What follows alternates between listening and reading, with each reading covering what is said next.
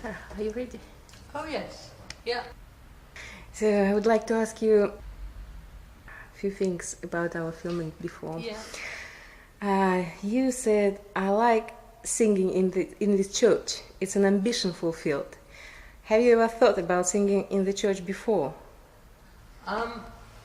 Yeah, it was a bit of a subconscious ambition. It's just, I come to this church every so often as a parishioner, and I do love it, and it's very important to me. So to actually find myself on that one day having the opportunity to sing here, and to experience what seemed to be a lovely, bright acoustic, and just to fill the space with sound it just felt really satisfying and joyful and wow.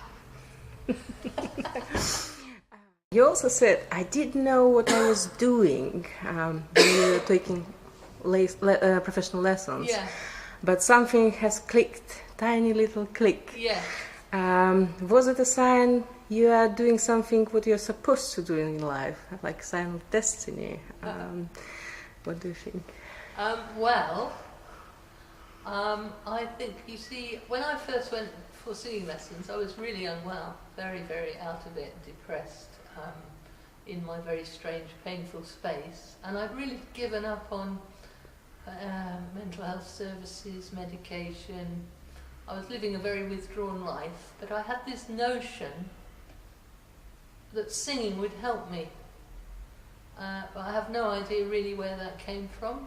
I have wondered if I was thinking, well, maybe if I sing, if I sort of fill my head with sound, it'll drive out all these horrible thoughts and demons that are packing it at the moment. I don't know. But I went along for that first lesson.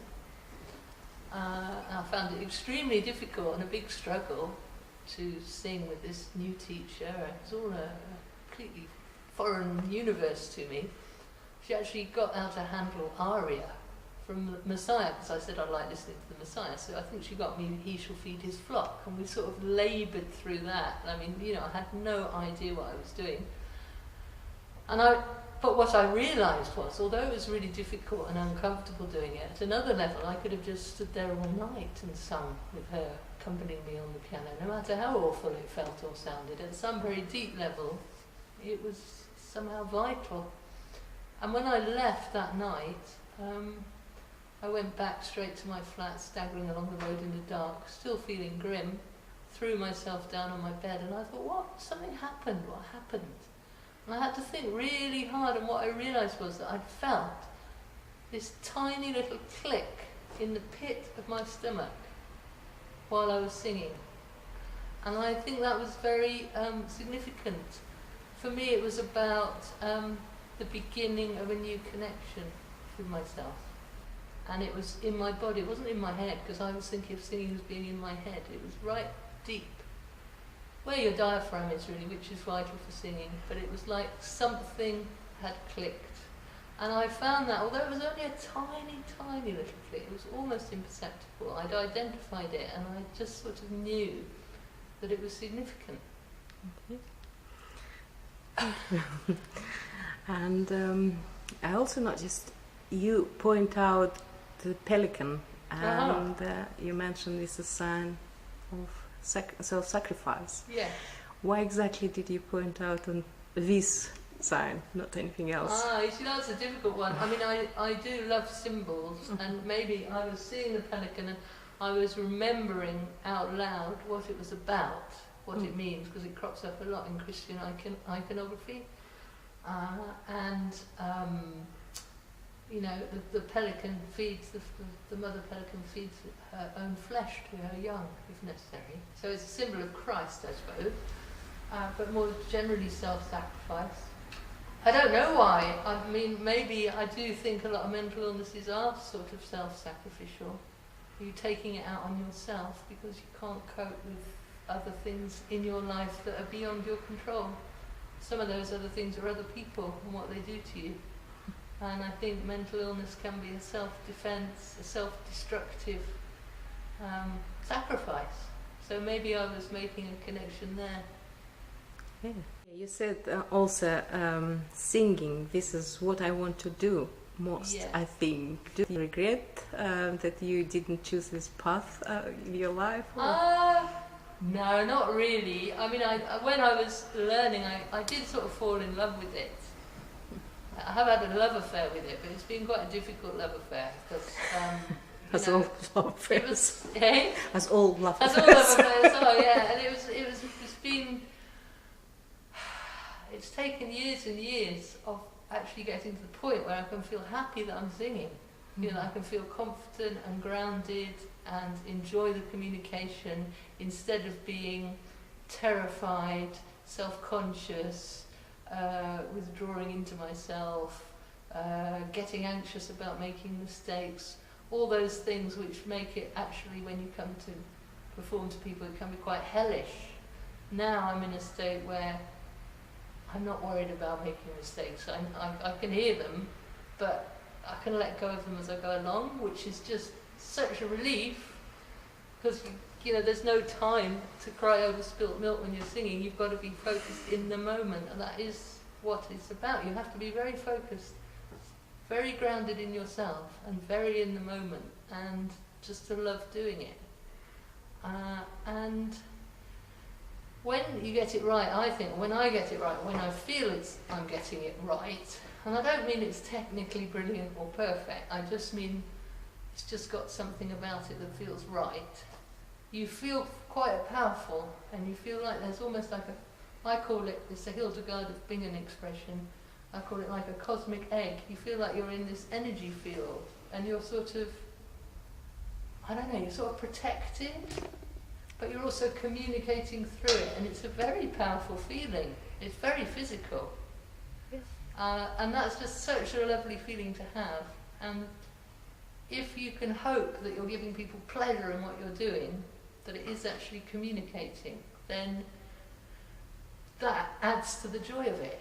And if you're singing beautiful music written by a brilliant composer, so much the better.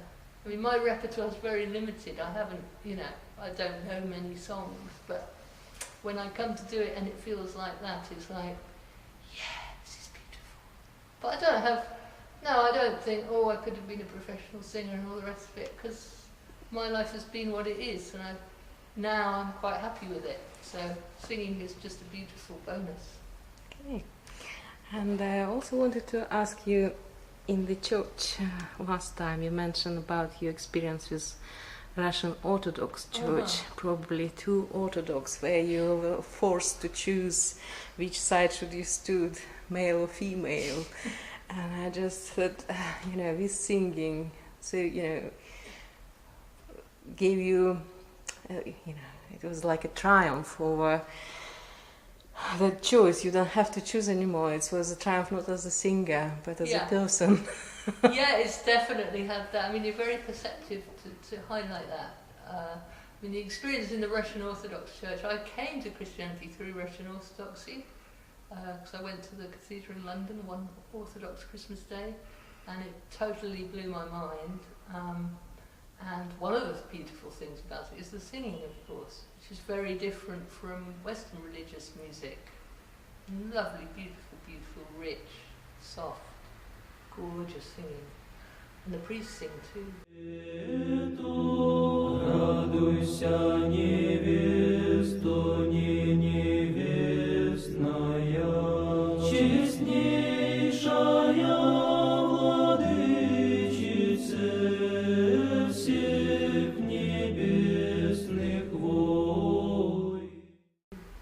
So I did find myself on occasion going into other Russian Orthodox churches, and one of them, yes, I was actually dressed in my normal garb of that period, which was like a dinner jacket, cravat, waistcoat and dress trousers. So in a male garb, and I walked in, and I didn't realise that I'd actually gone onto the men's side of the church, because I didn't know that some Orthodox churches separate male and female. So I found myself on the men's side, and I thought, oh dear, what do I do now? I thought, well, if I move onto the women's side, that would probably disturb people more, so I'll just stay here. And then I thought, no, I have to be true to my physical self. So I did go over into the women's side, and then a priest came rushing out and saying, no, you must go over to the men's side, and then I got completely confused and I just left in a terrible state. So that was a bit of a cultural divide, and being in an environment I didn't understand.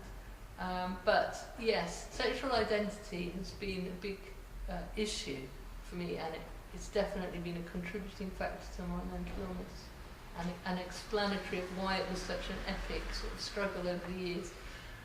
But singing, yes, when I sing, I am who I am, but also I suppose one of the things I discovered in singing, really in one of my earliest lessons, was, because I'd always thought of female opera singers as being very feminine, big bosomy divas, very glam, yeah? And I discovered within about 3 lessons that there's also a tradition in Western operatic music of what is called trouser roles, which is women with a voice type like mine, which is more mezzo-soprano than the high soprano, who sing male roles, particularly in like Baroque operas, like Handel operas. Orpheus and Eurydice, Orpheus is sung by a woman typically, Gluck's opera. So there's this whole world that opened up to me, and it made me so happy, because I thought, this is a world I can inhabit, this is a world I understand. And certainly learning to sing and having that background of kind of confused sexual identity within the world of singing actually gave me a niche that I could step into and I could adopt. And it has actually helped my journey and made me feel more like a whole person. So when I do come to sing, I can perhaps do a better job of it. Don't know. Free person. Sorry? Free person. Yeah, a free person. Yes, a person unconstrained. Yeah. Okay, thank you very much, sir. Okay.